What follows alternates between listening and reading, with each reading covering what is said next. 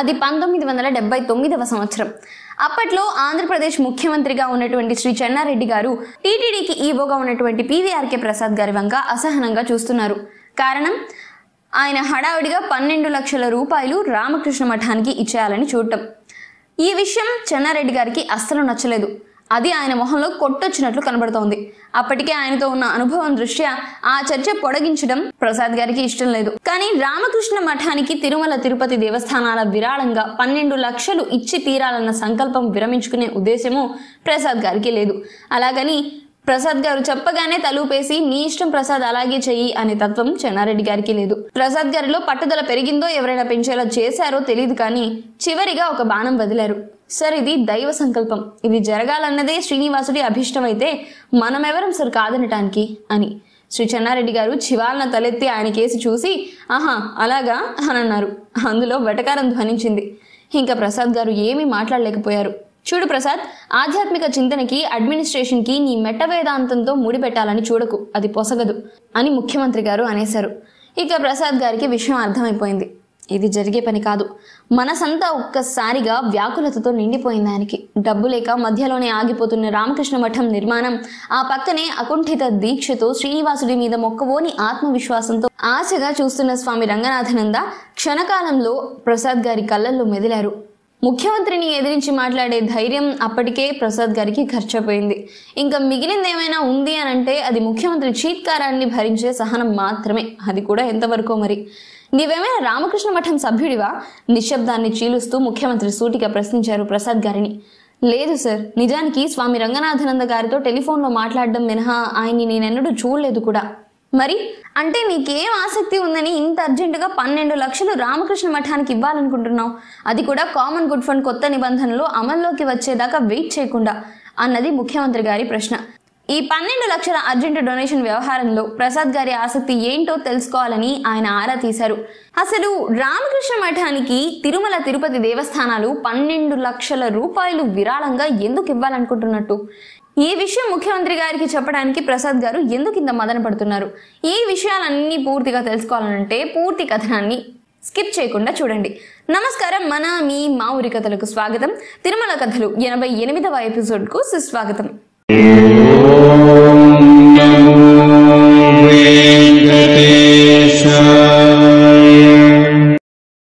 1979లో ఇలా ప్రసాద్ గారు ముఖ్యమంత్రి శ్రీ చెన్నారెడ్డి గారిని కలుసుకోవటానికి కొన్ని రోజుల క్రితమే ఒకరోజు ఆయన టీటీడీ హుజూర్ అదే అడ్మినిస్ట్రేటివ్ ఆఫీస్లో పనిలో ఉండగా హైదరాబాద్లోని రామకృష్ణ మఠానికి చెందిన స్వామి రంగనాథానంద నుండి ప్రసాద్ గారికి ఫోన్ కాల్ వచ్చింది. ఆయన్ని అంతకు ముందు ఎప్పుడు కలుసుకునింది లేదు ప్రసాద్ గారు, కనీసం చూడలేదు, కానీ విని ఉన్నారు. అప్పటికే ఆయన ఢిల్లీలో రామకృష్ణ మఠాన్ని అభివృద్ధి చేయడం ద్వారా సేవారంగంలో ఒక విశిష్ట స్థానాన్ని సంపాదించుకొని ఉన్నారు. అపార విజ్ఞానవేత్తగా, ఆధ్యాత్మిక తత్వవేత్తగా శ్రోతలను సమ్మోహితుల్ని చేస్తూ మానవ జీవితానికి పరమార్థాన్ని వివరించేలా గంటల తరబడి అనర్గళంగా ప్రసంగించగల మహాజ్ఞానిగా, సమర్థుడైన ఆర్గనైజర్గా ఆయన గురించి నలుగురు చెప్పుకుంటుండగా విన్నారు తప్ప ఆయనతో ముఖాముఖి మాట్లాడే అవకాశం ప్రసాద్ గారికి ఎప్పుడూ రాలేదు. అలాంటి రంగనాథానంద గారు స్వయంగా ప్రసాద్ గారికి టెలిఫోన్ చేశారనగానే ఒక్కసారిగా ఎక్కడ లేని ఉత్సాహం తన్నుకొచ్చింది. మామూలు పరామర్శలు అయ్యాక స్వామీజీ అసలు విషయం అప్పుడు చెప్పారు. హైదరాబాద్లోని లోయర్ ట్యాంక్ బండ్ కింద రామకృష్ణ మఠం నిర్మాణం కోసం విశాలమైన స్థలాన్ని వెంగళరావు గారు ముఖ్యమంత్రిగా ఉండగా రాష్ట్ర ప్రభుత్వం కేటాయించింది. ఆ స్థలంలో ఇప్పటికీ మఠం కాంప్లెక్స్ నిర్మాణం జరుగుతూ ఉంది అని చెప్తూ, మేము ఈ భవన సముదాయం ప్రారంభించే ముందు మా దగ్గర చెప్పుకోదగ్గ నిధులు ఏవీ లేవు, అయితే ఒక మంచి పనికి భగవంతుడే దారి చూపిస్తాడు అని నా నమ్మకం. అలా అని ఈ నిర్మాణంలోకి దిగాను. ఇందులో ఆడిటోరియం, గెస్ట్ రూమ్స్, సన్యాసుల క్వార్టర్స్, ప్రార్థనా మందిరం, లైబ్రరీ, బుక్ స్టాల్ వస్తాయి. నేను విశ్వసించినట్లుగానే విరాళాలు ఎక్కడెక్కడి నుంచో వచ్చాయి. మొదటి దశ పూర్తి కావచ్చింది. ఇప్పుడు ఇంకా 15 లక్షలు వెంటనే కావాలి, లేకపోతే పని ఆగిపోతుంది. నాకు విరాళాలు వచ్చే వనరులన్నీ వాడేసుకున్నాం. ఇంకా గట్టిగా పట్టుబడితే ఓ 2-3 లక్షల రూపాయలు రావచ్చు. మిగతా 12 లక్షలు ఎలా వస్తాయి? అందుకే ప్రసాద్ గారు, ఈ స్థితిలో నాకు వెంకటేశ్వరుడే స్ఫురించాడు. ఆయన తప్ప ఇంకెవరూ ఈ మహత్కార్యానికి చేయూతనివ్వలేరు. ఆయన ప్రతినిధిగా మీరే ఎందుకు పూనుకోవాలి అంటూ స్వామి రంగనాథానంద గారు అభ్యర్థన చేశారు. ఆయన మాటల్లోని నిస్సహాయత ప్రసాద్ గారిని కదిలించి వేసింది. ఇంత పెద్ద ప్రాజెక్టు 12 లక్షల రూపాయల కోసం స్తంభించిపోయే పరిస్థితి వస్తోంది. ఇప్పుడు ఆ 12 లక్షలు టీటీడీ విరాళంగా రావాలన్నది ఆయన ఉద్దేశం. విరాళాలు ఇవ్వడం తిరుమల తిరుపతి దేవస్థానాలకి ఒక సమస్య ఏం కాదు. పైగా అలాంటి అనేక పథకాలకి గతంలో టీటీడీ విరాళాలు ఇచ్చింది కూడా. అయినా ఇదొక మహత్తరమైన మానవ సేవా పథకం. స్వామి వివేకానంద ఆధ్వర్యంలో వేలూరులో ప్రారంభమైన రామకృష్ణ మిషన్ దేశంలో అనేక నగరాలకు విస్తరించింది. మానవ సేవ ద్వారానే మాధవ సేవ చేయాలన్న స్ఫూర్తిని ఆచరణలోకి తీసుకువచ్చింది. దేశంలో ప్రకృతి వైపరీత్యాలు సంభవించిన అనేక సందర్భాలలో సహాయ పునరావాస కార్యక్రమాలలో రామకృష్ణ మిషన్ సేవలు వెలకట్టలేనివి, కొలబద్దలకు అందనివి. మామూలు పరిస్థితుల్లో అయినా 12 లక్షల రూపాయల విరాళం చాలా పెద్ద మొత్తమే. పైగా ఇప్పుడు స్వామి రంగనాథానంద ఫోన్ చేసే సమయానికి ప్రసాద్ గారి పరిస్థితి మరింత వేరుగా ఉంది. అదేంటంటే రాష్ట్రంలోని వివిధ ఆలయాల ట్రస్టులు ఎవరికి ఇష్టం వచ్చినట్లు వాళ్ళు దాన ధర్మాలు చేస్తున్నారని, ఇందువల్ల అనేక సందర్భాలలో అపాత్రదానం జరగటం లేదా నిధులు దుర్వినియోగం కావడం జరుగుతోందని ప్రభుత్వం భావించింది. అందుకని కామన్ గుడ్ నిబంధనలు మార్చాలని నిర్ణయించింది. ఈ ఫండ్ ప్రభుత్వ అధీనంలోనే ఉంటుంది. అయితే ఇటుపై ప్రతి దేవాలయ ట్రస్ట్ నుంచి ఈ ఫండ్ కి ఏటా కొంత మొత్తం వచ్చి చేరుతూ ఉంటుంది. టీటీడీ కూడా తన ఆదాయంలో కొంత శాతాన్ని ఈ కామన్ గుడ్ ఫండ్ కి ఇవ్వాల్సి ఉంటుంది. ఆలయాల జీర్ణోద్ధరణకి గాని ఏ ఇతర ధార్మిక కార్యక్రమాలకి గాని విరాళం కావాల్సి ఉంటే ఈ ఫండ్ నుంచి ఇవ్వాలే తప్ప ఆలయ ట్రస్టులు నేరుగా ఇవ్వడానికి వీల్లేదు. టీటీడీకి కూడా ఇదే నిబంధన వర్తిస్తుంది. ఈ కొత్త నిబంధన మరో 4-5 రోజుల్లో అమల్లోకి రానున్న సమయంలో స్వామి రంగనాథానంద నుంచి ఈ రిక్వెస్ట్ వచ్చింది. మరి ఇలాంటి పరిస్థితిలో ఏం చేయాలి? ప్రసాద్ గారికి ఇవ్వాలనే ఉన్న కామన్ గుడ్ ఫండ్ కొత్త నిబంధన మరో 4 రోజుల్లో అమల్లోకి రాబోతుందని తెలిసి కూడా ఆయన ఇలా ఇచ్చేశారు అనంటే ప్రభుత్వము టీటీడీ ట్రస్ట్ బోర్డు స్థానంలోని పర్సన్స్ ఇన్ఛార్జ్ కమిటీ కూడా ఆయన్ని దోషిగా చూస్తారు. పోనీ పర్సన్స్ ఇన్ఛార్జ్ కమిటీ ముందు పెడదామా అనంటే ఆ కమిటీ అప్పటికి 2-3 రోజుల క్రితమే కలిసింది. మళ్ళీ నెల రోజుల దాకా కలిసే అవకాశం లేదు. ప్రసాద్ గారి పరిస్థితి అంతా స్వామీజీకి వివరిస్తూ మీరొకసారి ముఖ్యమంత్రిని, దేవాదాయ శాఖ మంత్రిని, అలాగే రెవెన్యూ ప్రిన్సిపల్ సెక్రటరీని, ఎండోమెంట్స్ కమిషనర్ని కూడా కలిసి ఓ మాట చెప్పండి. వాళ్ళకి అభ్యంతరం లేదనంటే నేను వెంటనే ఇచ్చేస్తాను అంటూ సలహా ఇచ్చారు. ప్రసాద్ గారి మాటలతో స్వామీజీ ఆశాభంగం చెందారు. నిధుల కోసం మంత్రుల చుట్టూ తిరగటం పట్ల ఆయన అనాసక్తత ఆయన మాటల్లో ప్రసాద్ గారికి అప్పటికే పూర్తిగా అర్థమైంది. అయినా ప్రసాద్ గారు చెప్పాలి కాబట్టి, చెప్పి తీరాల్సిందే కాబట్టి చెప్పారు. అప్పటికి ఆయన పరిస్థితి అలాంటిది. మరి అప్పుడు రంగనాథానంద గారు, ప్రసాద్ గారు మేము చేస్తున్నది ఒక మంచి పని అని, మంచి పనికి భగవంతుని అనుగ్రహం ఎప్పుడూ ఉంటుందని నేను గాఢంగా విశ్వసిస్తున్నాను. నాకు ఇంకా శ్రీనివాసుడి చేయూత పట్ల ఆశ, విశ్వాసం చావలేదు. దయచేసి మీరు చొరవ తీసుకొని ఒక్కసారి ప్రయత్నం చేయండి. ఆ పైన అంతా ఆ వెంకటేశ్వరుడి దయ అన్నారు. ప్రసాద్ గారికి తెలిసినంత వరకు స్వామి రంగనాథానంద ఎన్నడూ రాజకీయ నాయకుల దగ్గరికి విరాళాల కోసం తిరిగిన మనిషి గారు. ఇప్పుడు కూడా ఆయన ప్రసాద్ గారి మాట వింటారని గాని, సీఎం గారిని, దేవాదాయ శాఖ మంత్రిని, ఈ రెవెన్యూ సెక్రటరీ తదితరుని కలుస్తారని కానీ ఏమాత్రం అనిపించలేదు ప్రసాద్ గారికి. మరేంటి ఆయన ధైర్యం?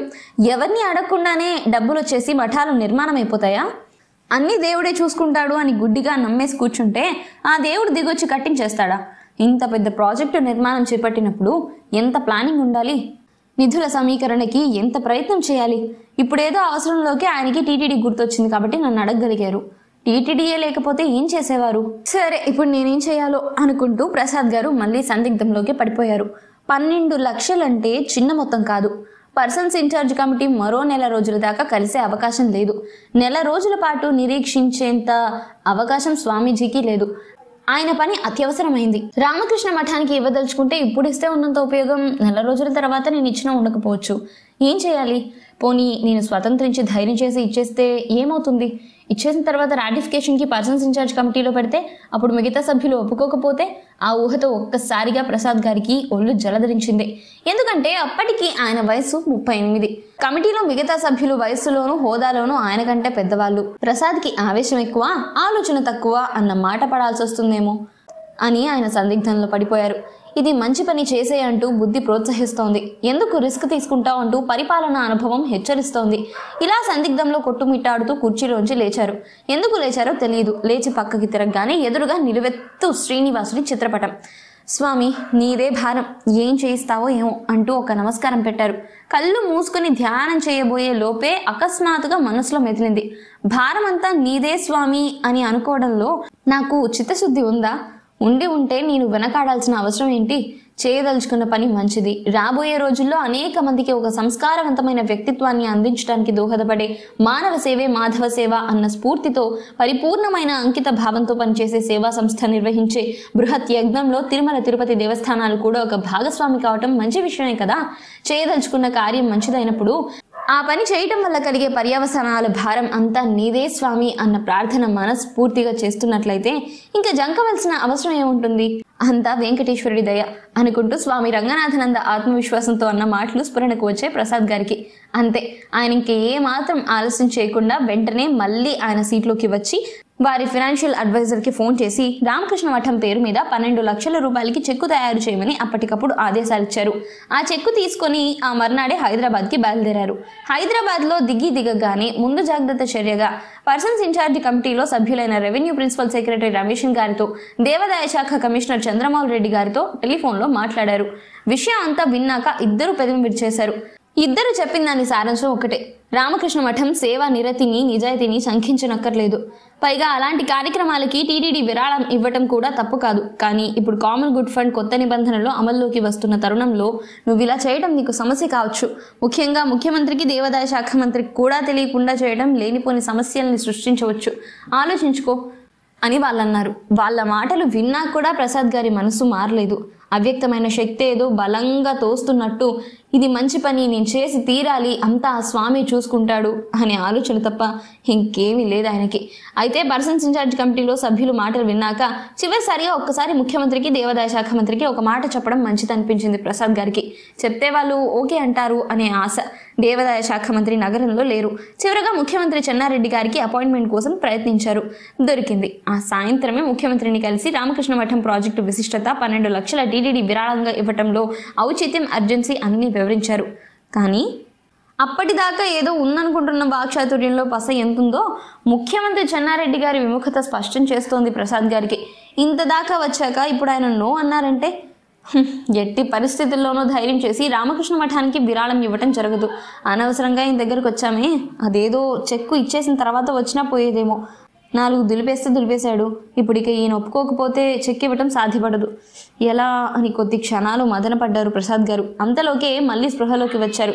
నేనెందుకు ఇంత మదన పడుతున్నాను? భారం అంతా శ్రీనివాసుడి మీదే వేశాం కదా, జరగాలని ఉంటే ఆయనే జరిపిస్తాడులే. ఈ ఆలోచన రాగానే ప్రసాద్ గారి మనసు తేలికైపోయింది. లేచి వెళ్ళడానికి ఉద్యుక్తుడయ్యాడు. లేవబోతూ అనాలోచితంగా ముఖ్యమంత్రితో ఒక్క మాట అన్నారు. సార్, దైవ చింతన గురించి, సేవాభావం గురించి మీకు చెప్పేటంత వాడిని కాదు. ఏది మంచో, ఏది చెడో, ఏది ఉచితమో, ఏది అనుచితమో నిర్ణయించగల అపారమైన విచక్షణ శక్తిని మీకు ఆ శ్రీనివాసుడు ప్రసాదించాడు. ఈ ప్రాజెక్టు హైదరాబాద్లో కడుతున్నారు. రంగనాథనంద పట్టుకుపోయేది ఏమీ లేదు. దీనివల్ల ప్రయోజనం ఇక్కడి ప్రజలకే ఉంటుంది. ఆలోచించి చెప్పండి, మీరు ఎలా చెప్తే అలాగే చేస్తాను అని ప్రసాద్ గారు లేచారు. శ్రీ చెన్నారెడ్డి గారు చురుక్కున ఆయన కేసు చూసి, ఒక్క నిమిషం ప్రసాద్ అంటూ ప్రైవేట్ సెక్రటరీకి ఫోన్ చేసి, నిన్న రామకృష్ణ మిషన్ స్వామీజీ అపాయింట్మెంట్ అడిగారని చెప్పినట్లున్నావు కదా, ఆయన్ని ఫోన్లో కలుపు, మాట్లాడదాం అని ఆదేశాలు ఇచ్చారు. మరో 2 నిమిషాల్లో చీఫ్ మినిస్టర్ స్వయంగా స్వామి రంగనాథనందంతో ఫోన్లో మాట్లాడటం, ఆ ప్రాజెక్టు గురించి, అక్కడి అవసరం గురించి అడిగి తెలుసుకోవడం, ప్రాజెక్టుకి కావాల్సిన సహాయం వచ్చేలా చూస్తానని హామీ ఇవ్వడం చకచకా జరిగిపోయాయి. ప్రసాద్ గారు నమ్మలేకపోయారు. ఇది నిజమా అని సంభ్రమంలోంచి తేరుకునే లోపే మళ్ళీ ముఖ్యమంత్రి కల్పించుకుంటూ, సరే ఈ 12 లక్షలు ఆయనకి పంపించాయి. ఏమైనా ప్రసాద్, స్వామీజీ చెప్పిన దాని ప్రకారం ఇదో మెగా ప్రాజెక్ట్. ఈ 12 లక్షలతోనైనా అది పూర్తవుతుందన్న నమ్మకం నాకైతే లేదు. ఒకవేళ ప్రాజెక్టు మిగతా దశ పూర్తవడానికి కావలసిన నిధులు స్వామీజీ సమకూర్చుకోలేకపోతే ప్రాజెక్ట్ ఏమవుతుంది అని అడిగారు. ప్రసాద్ గారు, సార్, స్వామీజీ నాకు చెప్పిందల్లా తాను భగవంతుని ప్రేరణతో ఈ బృహత్ కార్యం నిర్వహిస్తున్నానని, అంచేత అది పూర్తయ్యే భారం అంతా శ్రీనివాసుడు చూసుకుంటాడని ఆ స్వామీజీ విశ్వాసం. సార్, మీరేమి అనుకోనంటే ఒక్క మాట, ఆ శ్రీనివాసుడి దయ ఉంటే ఈ ప్రాజెక్టు పూర్తయి తీరుతుంది. ఆ కార్యంలో చేయూతనందించే వాళ్ళెవ్వరైనా ముఖ్యమంత్రితో సహా నిమిత్త మాత్రులే కదా అని. ముఖ్యమంత్రి గారు చిరునవ్వు నవ్వి, టీటీడీకి వెళ్ళాక నీకు ఈ వేదాంతం బాగా వంటపట్టినట్లుంది అంటూ చిరువాక్యం విసిరారు. అంతా స్వామి దయ సార్ అంటూ బయటకు వచ్చేశారు ప్రసాద్ గారు. ఇక దేవాదాయ శాఖ మంత్రి ఆమోదం కోసం కూడా ఆయన వెయిట్ చేయక్కర్లేదని సీఎం గారు చెప్పినప్పటికీ ఆయనకి టెలిఫోన్లో విషయం చెప్పేశారు ప్రసాద్ గారు. ప్రసాద్ గారికి స్వామి రంగనాథనంద చెప్పిన మాటలే గుర్తొచ్చాయి. ఇది జరిగేది లేనిదే అంతా వెంకటేశ్వరుడి దయ ప్రసాద్ గారు అని. మరో గంటలో ప్రసాద్ గారు రమేషన్ గారిని, చంద్రమౌళి రెడ్డి గారిని సమావేశపరిచి పర్సన్స్ ఇన్ఛార్జ్ కమిటీ సమావేశమైనట్లు రాయించి 12 లక్షల విరాళానికి తీర్మానం చేయించారు. అయితే చెక్కు తీసుకెళ్లి స్వామీజీకి ఇచ్చేటంత టైం కూడా ఆయనకి లేదు. హైదరాబాద్లో TTD liaison officer professor Shri రామ్మూర్తిని పిలిచి ఈ చెక్కు స్వామీజీకి అందించమని చెప్పేసి ఆయన తిరుపతి విమానం ఎక్కేశారు. ప్రసాద్ గారు తిరుపతి చేరేసరికి అక్కడ ఆయన కోసం స్వామి రంగనాథనంద నుంచి టెలిఫోన్ మెసేజ్ సిద్ధంగా ఉంది. ఫోన్ చేశారు. రంగనాథానంద ప్రసాద్ గారికి కృతజ్ఞతలు తెలుపుతూ, ప్రసాద్ గారు, అసాధ్యాన్ని సుసాధ్యం చేయటమే శ్రీనివాసుడి ప్రత్యేకత. ఈ ప్రాజెక్టు జరగాలన్నదే స్వామి అభిష్టం, అందుకే మీ ద్వారా ఇలా అని అన్నారు. ప్రసాద్ గారు ముఖ్యమంత్రి వ్యక్తం చేసిన సందేహం బయట పెట్టారు. ఇంత భారీ ప్రాజెక్టు నెత్తిన వేసుకున్నారు, తరువాత దశకి నిధులు సమకూరకపోతే ఏం చేస్తారు? మరోసారి స్వామీజీ ఆ దైవశక్తి పట్ల తనకున్న విశ్వాసాన్ని నొక్కి చెప్పారు. ఇది జరగాల్సిందే లేనిదే ఆయనే నిర్ణయిస్తాడు. ఆయన వద్దనుకుంటే మనం జరిపించలేం, ఆయన జరగాలనుకుంటే మనం నిరోధించలేం. అవసరమైతే మరోసారి నేను మీ శ్రీనివాసుడి దగ్గరికి రావాల్సి వస్తుందేమో కూడా. కొన్ని రోజుల తర్వాత స్వామి రంగనాథానంద తిరుపతి వచ్చారు. శ్రీనివాసుడి దర్శనం చేసుకున్నారు. ఆ సందర్భంగా ఆయనతో కొంత సమయం గడిపే అదృష్టం ప్రసాద్ గారికి లభించింది. ఆయనలోని స్పష్టమైన ఆలోచన విధానం, అపారమైన దూరదృష్టి, అచంచలమైన అంకితాభావంతో కూడిన సేవాతత్వం ప్రసాద్ గారిని బాగా ఆకర్షించాయి.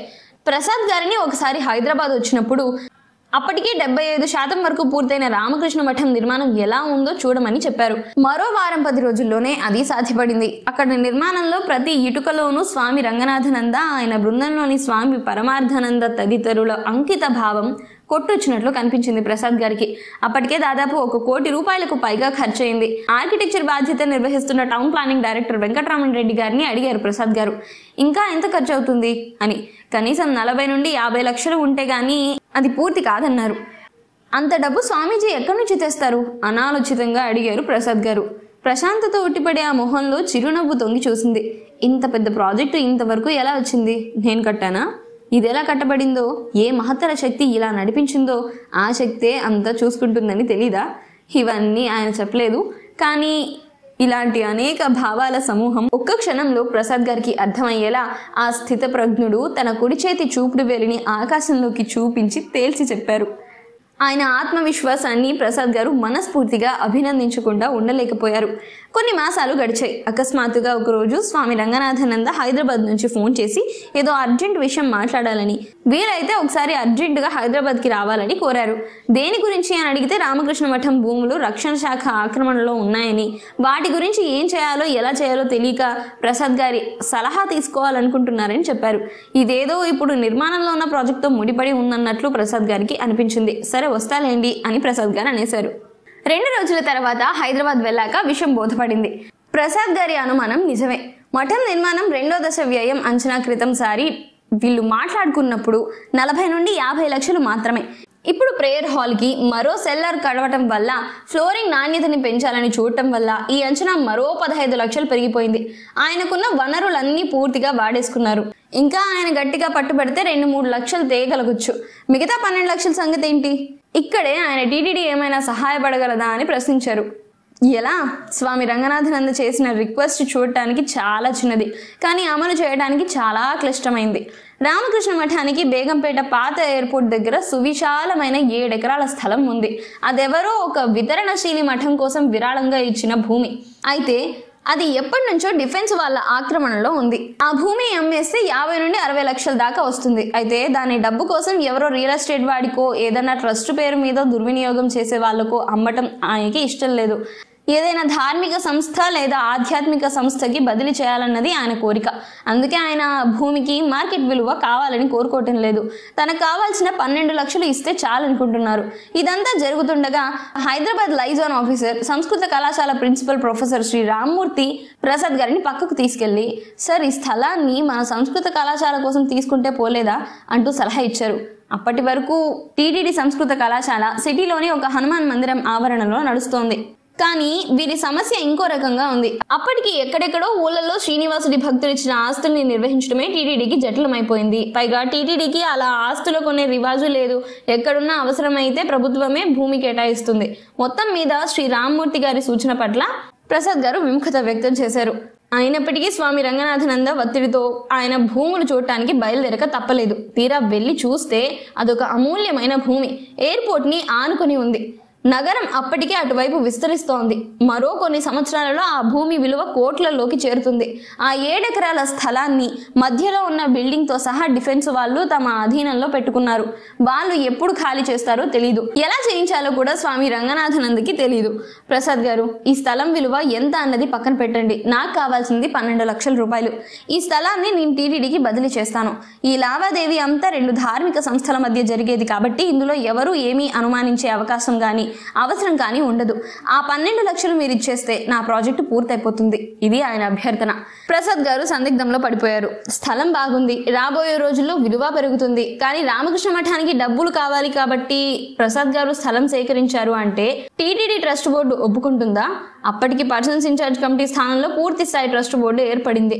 పోనీ సంస్కృత కళాశాల పేరు చెప్పినా ఇప్పుడేదో హనుమాన్ మందిరం ఆవరణలో ఉచితంగా లభించిన స్థలంలో నడుస్తున్న కాలేజీ కోసం 12 లక్షలతో 7 ఎకరాలు ఎందుకు కొనాలి అని బోర్డు సభ్యులు ప్రశ్నిస్తే, ఒకవేళ బోర్డుని ఒప్పించుకున్నా రేపు డిఫెన్స్ వాళ్ళు ఖాళీ చేయకపోతే మళ్ళీ ఎప్పుడైనా ఈ స్థలాన్ని ఎవరికైనా అమ్మాలంటే అమ్మగలమా?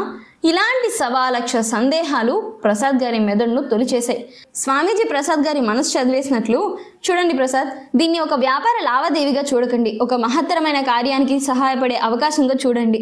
డిఫెన్స్ వారిని ఖాళీ చేయించడం నాకు కష్టం కావచ్చు కానీ మీకు కాదు కదా అంటూ మరోసారి ఆయన అభ్యర్థించారు. ప్రసాద్ గారు ఏమీ తేల్చుకోలేకపోయారు. చూస్తూ అవసరమైన వివాదంలోకి కూరుకుపోతున్నానేమో అనిపించింది ప్రసాద్ గారికి. ఎందుకైనా మంచిదని, సార్ నాకు 4-5 రోజులు టైం ఇవ్వండి, ఆలోచించి చెప్తాను అంటూ సెలవు తీసుకున్నారు ప్రసాద్ గారు. నిజానికి ప్రసాద్ గారికి అయితే రామకృష్ణ మఠానికి సహాయపడాలనే ఉంది. అదొక మంచి కార్యం, గొప్ప కార్యం. అలాంటి ప్రాజెక్టుకి సహాయపడగలగటం అనంటే ఒక అదృష్టమే కదా. పైగా 12 లక్షలు బ్యాంకులో పెడితే వచ్చే వడ్డీ కన్నా రాబోయే రోజుల్లో స్థలం విలువ అపారంగా పెరుగుతుంది. అలాగని అందుకోసం భూములు కొందామనంటే కొత్తగా వచ్చిన ట్రస్ట్ బోర్డు సభ్యులు అంగీకరించకపోవచ్చు. ఖచ్చితంగా అంగీకరించరు. కొత్తగా ఏర్పాటైన బోర్డు కదా, మరెలా? ఇక బోర్డు సమావేశం జరిగింది. ఈ విషయం ఎలా ఎత్తాలా అని ఆలోచిస్తున్నారు ప్రసాద్ గారు. అందులో స్ఫురించింది, ఆ శ్రీనివాసుడి మీదే భారం వేస్తే పోలేదా అని వేశారు. నీదే భారం స్వామి అనుకుంటూ ఈ అంశం లేవనెత్తబోయారు. అంతలో ఒక మెంబర్ గళం విప్పాడు. హైదరాబాద్ మన రాష్ట్రానికి రాజధాని కదా, అక్కడ మన కళ్యాణ మండపం లేకపోవడం ఏమీ బాగలేదు.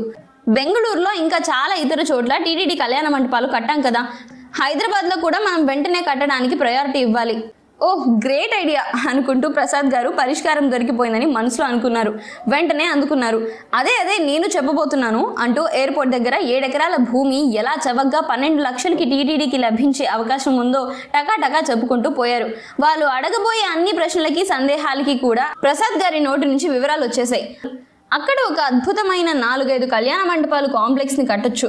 ఒక విశాలమైన ప్రేయర్ హాల్ ని కూడా నిర్మించవచ్చు. మన సంస్కృత కళాశాలకి బిల్డింగ్ ఏర్పాటు చేయొచ్చు. ఇక డిఫెన్స్ వాళ్ళంటారా, ఏ ప్రైమ్ మినిస్టరో ప్రెసిడెంటో తిరుపతికి వచ్చినప్పుడు చెప్పి ఖాళీ చేయించుకోవచ్చు అని చెప్పారు ప్రసాద్ గారు. ఆయన ప్రతిపాదనని బోర్డు ఏకగ్రీవంగా ఆమోదించేసింది. ప్రసాద్ గారు మఠానికి 12 లక్షల చెక్కు పంపించేశారు. ఆ స్థలం టీటీడీకి బదిలీ చేస్తూ రామకృష్ణ మఠం రాసిచ్చేసింది. ఇది జరిగిన మరో 15 రోజుల్లో కేంద్ర రక్షణ శాఖ మంత్రి బాబు జగ్జీవన్ రామ్ తిరుమల వచ్చారు. శ్రీవారి దర్శనం చేసుకున్నారు. దర్శనం అయిన వెంటనే ప్రసాద్ గారు శ్రీవారిని తలుచుకుని ఆయన వినతి పత్రం బాబు జగ్జీవన్ రామ్ గారి చేతుల్లో పెట్టారు. ఏంటో మాయగాని 10 రోజుల్లో ఆయనకు జవాబు వచ్చేసింది. ఏడాదిలోగా ఆ స్థలాన్ని ఖాళీ చేయాలని డిఫెన్స్ మినిస్టర్ ఆదేశాలు జారీ చేశారు. ఖాళీ చేయాల్సిన తుది గడువు కూడా ఆయనే నిర్ణయించారు. సరిగ్గా ఏడాది కాగానే ఒక సీనియర్ ఆఫీసర్ ప్రసాద్ గారి దగ్గరకు పరిగెత్తుకుంటూ వచ్చి, ఒక్క 15 రోజులు గడువునివ్వండి సార్ అంటూ బ్రతిమాలారు. అలా 15 రోజుల తర్వాత వాళ్ళు బేగంపేటకి, అంటే ఇప్పుడు హైదరాబాద్ పబ్లిక్ స్కూల్ కి ఎదురుగా ఉన్న డిఫెన్స్ కాంప్లెక్స్ స్థలంలోకి మారిపోయారు. ప్రొఫెసర్ శ్రీ రామ్మూర్తి ఎగిరి గంతేశారు. హనుమాన్ మందిరం వరండాలోంచి సంస్కృత కళాశాలని సొంత బిల్డింగ్ లోకి మార్చేసినందుకు. ఆనక ఒకసారి శ్రీ రామ్మూర్తి ప్రసాద్ గారిని కాలేజ్కి తీసుకెళ్లి వారి సహజ ధోరణిలో ప్రాసలు, విశేషణాలు వేసి ఆకాశానికి ఎత్తుతూ చెప్పిన మాటల సారాంశం ఏంటనంటే, సార్ మీ వల్ల కాకపోతే ఈ పని ఇంకెవరి వల్ల అని. అతని మాటలు మధ్యలోనే త్రుంచేసి, ఇదంతా జరిగింది ఎవరి వల్లనో తెలుసా అని ప్రసాద్ గారు అడిగారు. ఆయనేమో ప్రశ్నార్థకంగా చూశారు.